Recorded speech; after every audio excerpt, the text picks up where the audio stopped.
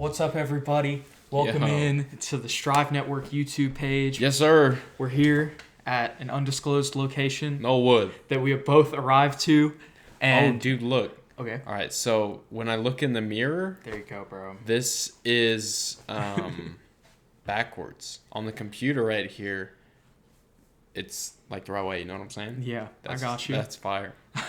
Yeah, usually it is backwards, but... Yeah, you're that's chilling. crazy. See, look, even the Griffin and the Rose jersey. Hey, where'd you get that hoodie, Joe?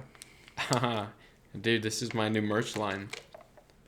We're going to rock it in the gym every single day. Y'all go check it out. Yes, absolutely. We'll talk more about that later if you guys wish. Today, this is Strive Network. This is sports. We don't really have a title for the show. Talked about it a couple times before. We got all of our members from Strive now, pretty much. 5 of them who are going to be going all in on a show together, talking about sports, just kind of trying to use all of our resources and talents and pull them together rather than doing separate things. But anyways, why don't we get right into it? Yeah, facts. So another thing is, Joe had his plug, so I'm going to have mine here before we start. My bad. First episode, no, you're good. First episode of 1-0 dropped today on YouTube, on Apple, on Spotify, everywhere. Go. And if you want to learn more about the show, you're just like, hey, I know Jude, but I don't know what this new show is going to be like. What's the structure going to be? Go check out the trailer on Apple, on Spotify. Not on YouTube, but all the video for every episode will be posted on YouTube. I got the audio and the video synced up like this. Turns out QuickTime Player. I'm going to listen to that tomorrow to like what's the answer? Facts. Let's go. But anyways, right, we got a couple different topics today. Yeah. So we know you guys are here for sports. We're going to talk about some sports. Question number 1, did Texas A&M get snubbed? My answer, Jude, is absolutely no, they did not. Texas A&M is the worst number 5 ranked team in the history of college sports. Not just even college football playoff format. Oh, you just mean in general? The worst number 5 team in the history of college football sport. Maybe even the history of sports. I mean, to be honest, I don't know enough history to definitively say that. Okay. But what I can tell you, and I will agree with, is that in the playoff era, I think that's true. I mean, and I know that, look, at the time, like, I'm not trying to say that LSU's victory over Florida diminishes their victory over Florida, because another thing was Kyle Pitts wasn't playing in the LSU game, and he's going to be like potentially a top 10 pick. Yeah, I mean, we saw him eat against Alabama. Exactly. So, but at the same time, it's kind of like, I don't know. Well, because then you can compare, okay, throw that out of the window. Just look at their win against LSU this year.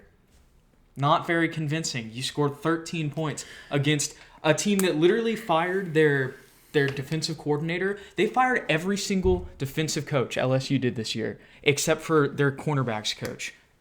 Wow.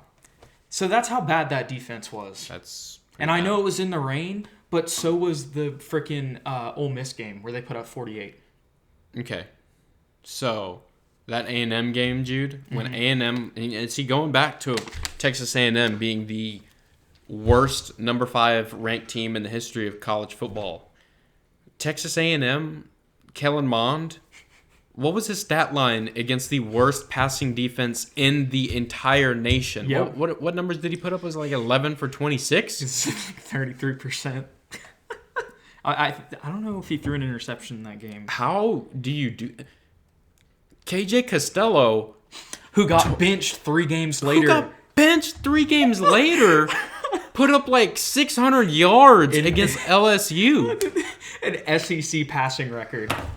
And 5 touchdowns. And then he got benched 3 games later. That is insane to me. And what did Kellen Mond do? What did he? Let's see. 11 for 26. That's embarrassing. We can't be a number 5 team and be putting up those kinds of numbers. And see, going back to the A&M thing about them being number 11 for 34. 11 for 34. A 32% completion percentage. No interceptions. I was wrong on that.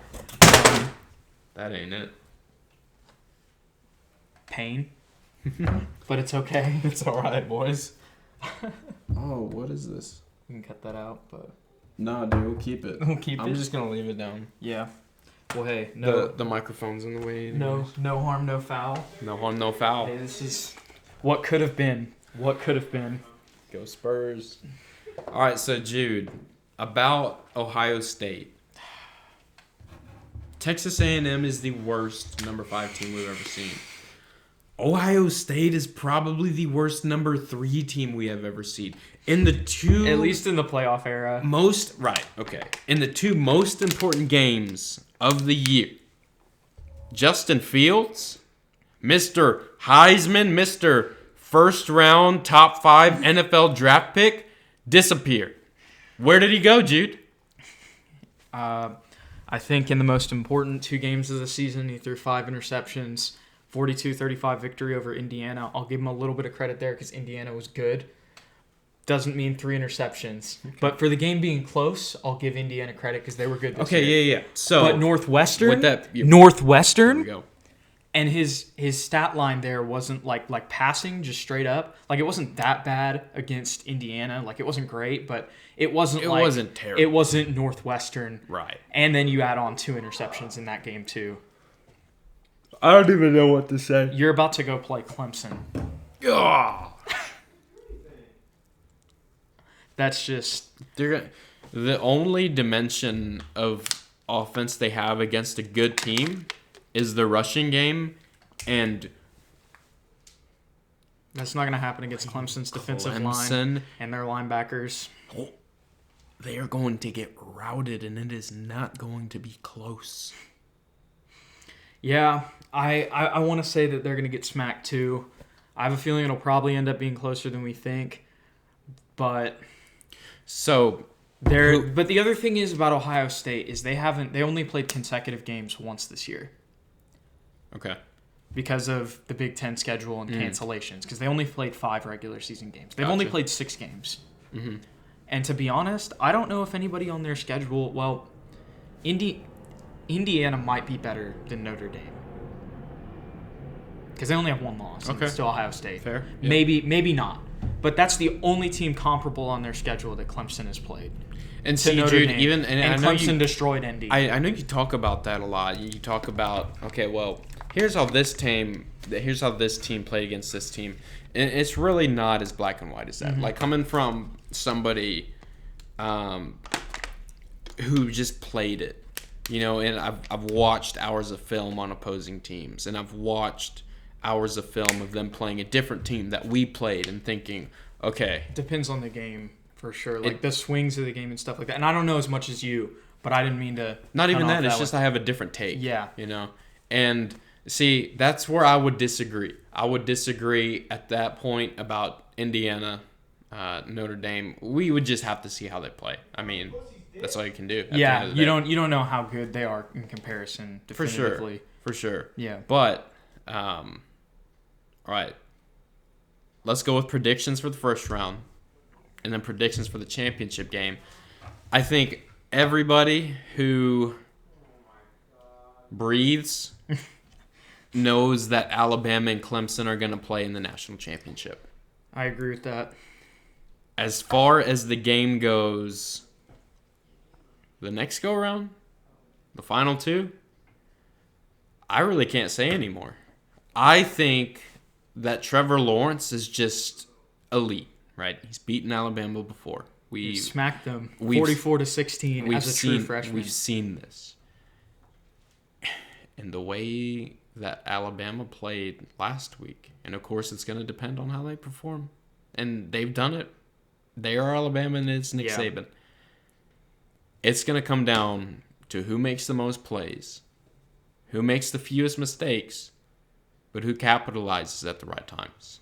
I agree with that, and honestly, I just think that Clemson has more championship DNA on their roster than Alabama does. Obviously, I'm a homer on that one, and I think there's a chance Bama could win this game. Don't get me wrong; they've been incredible, but Dabo Swinney is 2-0 in the last 2 games. He's played Bama in the national championship. Brent Venables has done a great job against Steve Sarkisian in both of those games in the offensive and defensive coordinator matchup. And then on top of that, you've got Travis Etienne, who's played in 3 national championships. 3.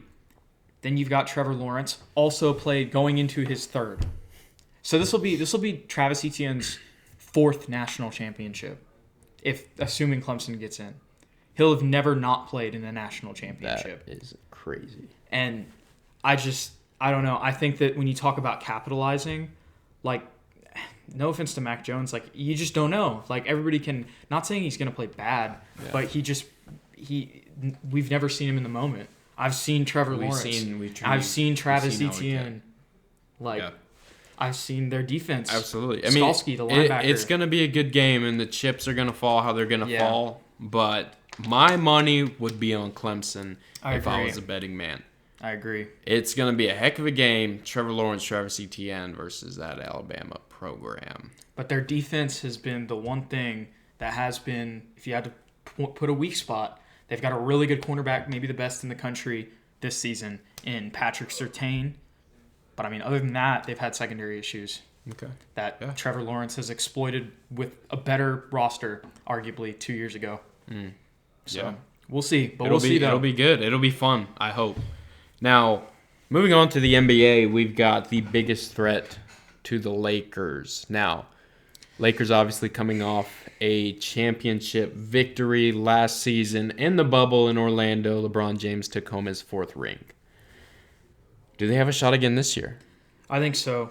I don't honestly know who their biggest challenger is going to be. I still have to think about that, but I think the Lakers, it'll probably be the Lakers versus somebody in the conference finals. Okay, yeah. And I can agree. Now, here's the question. Do you think the Lakers are making it to the NBA Finals, or are they getting bounced out before that? And if they do make the finals, are they winning or they're losing? So who is the biggest threat to the Los Angeles Lakers? I personally say they get bounced out before they make it to the championship. I don't think they're making another trip to the finals. They're not going back to back. I think there are several teams in the West, and I think that the way the West is set up this year, you've got Golden State, you've got teams like the San Antonio Spurs, the Phoenix Suns, who are outside. Mm-hmm. They're outside to the playoffs, and they can beat Los Angeles on any given night. I don't know if the Spurs could, but I think the Warriors could. And I'm not even talking about in but the playoffs. The other two teams you named, but like regular season. Regular season, yeah, they show up and they could ball out. Even if it could happen, and it could go to 6 or 7 games too. Even if it was in the playoffs, and granted, one of them out of 3 probably could beat them. If we're thinking 100%. About realistic numbers, absolutely. But see, those are 3 teams that are on the outside. A couple others that are on the outside. Phoenix We got might be in with freaking Chris Paul. We'll see. I'm saying on the outside hunt, but right, they did get Chris Paul. We've got Denver. We've got Phoenix. The and then we've got the top of the West. We've got the Clippers. We've got LA. We've got the Nuggets. The Jazz will probably they're not the top, but that's another team that may even get in. It's going to be a very interesting West, and I think even if the Lakers do manage to make it to the finals once more, I don't know. Who knows? Who knows where James Harden's going to go? That's a totally different question because he's probably going to get traded still. So, with all of that being said, Jude, who are the Lakers' biggest threat? See, once again, I'm not entirely sure. Because there's a small chance that the Clippers come out and just get everything together, and then they do what they should have done last year. See, in my that's opinion. where I would agree. I think the Clippers. I was going to say I actually am not going to pick them. I think they're number 3, but I just don't trust them after what I saw in the postseason last year. That was just garbage. Mm-hmm. So I'm going to go with the Nuggets. Wow. I'm going to go with the Nuggets again, but I think that the Nuggets will, if they could really put things together, Michael Porter Jr. is another year better. Bol really comes into a role. Everybody's Gary Harris, they did keep a Will lot of Barton. People.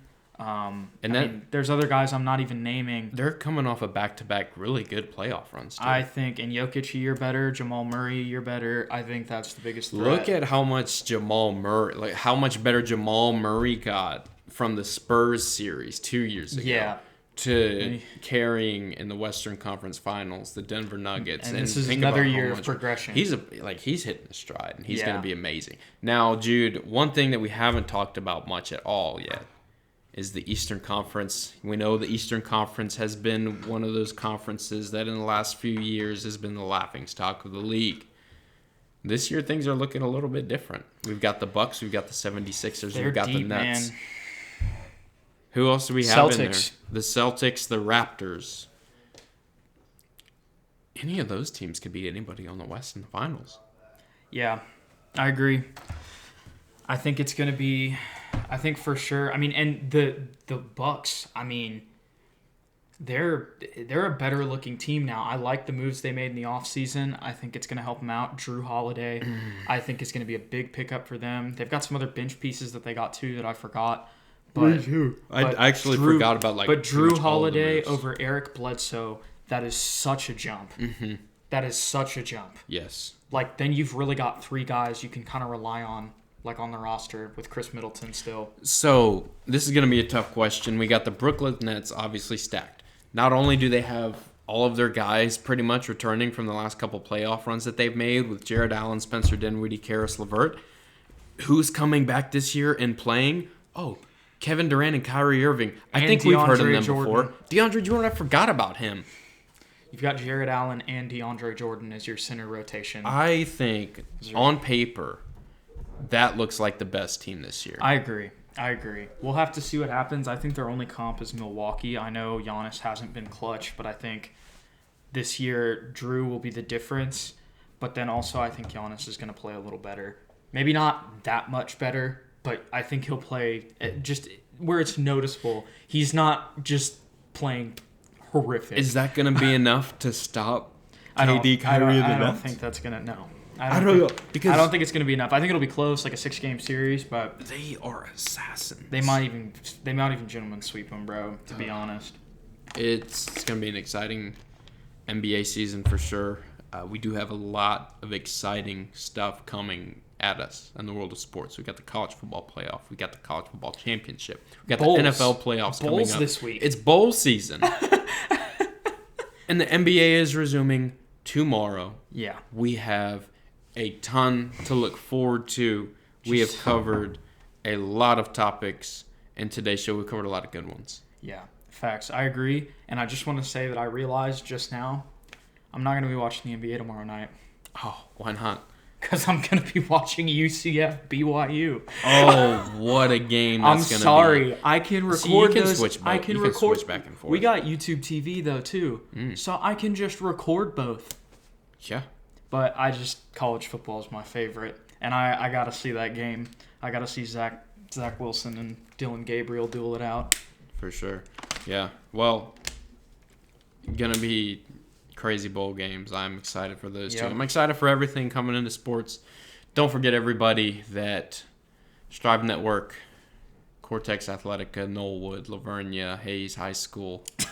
We've all got big things coming to the table. We're doing it all together. It's been a great ride. It's been a great journey. We're going to keep going forward. Thank you guys for supporting and listening. We're going to put some of these clips on different social media channels just to get more reach. If you enjoyed what you listened to, you made it this far, please go ahead and smash the subscribe and the like button. I want you to just take a hammer and just obliterate that subscribe and like button. Don't forget to leave a comment to tell us. So here's the thing. If you're still listening, go ahead and tell me what colors you want to see next on some hoodies, on some merch. I've got long sleeve shirts, short sleeves, and hoodies right now. Limited supply. We've already moved through quite a few already. And I didn't even order very many to begin with. So make sure you look out for those. Follow me on Instagram at @TheJosephCortez and follow my brand at the Cortex brand. And then I'll leave it up to Jude to close us out. Thank you again, everybody, for watching and listening. We'll be seeing you guys soon. Smash that like button just like Thor with his hammer. Catch y'all later. Thanks so much for tuning in. Follow us on Strive Network at the Strive Network on Instagram. Follow at @TheJosephCortez on TikTok, Twitter, Instagram, everything. Yes. Follow me on Twitter at Jude McClaren for some college football talk. And I will catch you guys, and Joe will catch you guys next time. Yes, sir.